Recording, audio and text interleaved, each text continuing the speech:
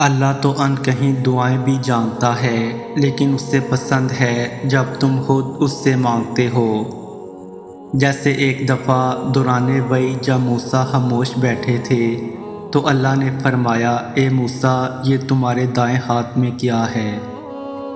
تو موسیٰ کہنے لگے، یہ میری لاٹھی ہے، میں اس پر ٹیک لگاتا ہوں اور میں اکثر اس کے ساتھ بکریوں پر پتے بھی جاڑتا ہوں۔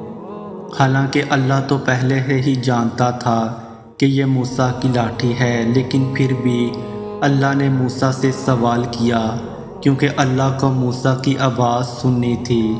اللہ کو جواب پہلے سے ہی معلوم تھا، لیکن اللہ کو یہ جواب موسیٰ سے سننا تھا۔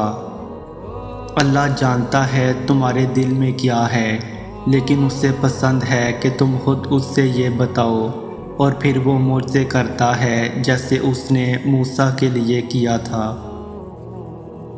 جب اللہ چاہے گا سب بدل جائے گا۔ جو اب تک نہیں ہو سکا ایسا نہیں ہے کہ اب وہ کبھی نہیں ہو پائے گا۔ جو اب تک نہیں مل سکا ایسا نہیں ہے کہ وہ کبھی مل نہیں سکے گا۔ جس منزل کا انتخاب عرش والے نے کر رکھا ہے، اس تک پہنچنے سے تمہیں دنیا کا کوئی راستہ روک نہیں سکتا۔ ضروری نہیں ہے کہ جو مانگا جائے وہ اسی وقت مل جائے، اور یہ بھی ضروری نہیں کہ جو نصیب میں نہیں لکھا وہ پھر کبھی نصیب کا حصہ نہ لکھ جائے۔ بس یہ ساری وقت کی ترتیب ہے، سب کچھ اللہ کے منصوبہ سازی ہے۔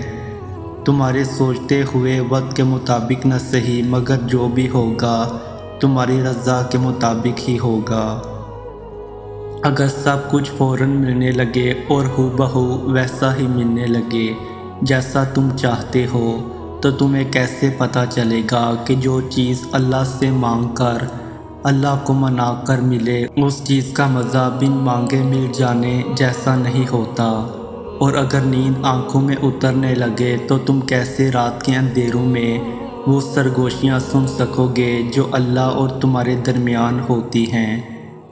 تمہاری دعائیں سن لی گئی ہیں، مگر یہ وقت آزمائش ہے کہ انتظار کتنا کرتے ہو۔ تمہارا سکون بس یہ بات خود کو سمجھا لینے میں ہے کہ جو بھی ہو اللہ کی رضا سے ہو، اور جو بھی ہوگا اللہ کی رضا سے ہی ہوگا۔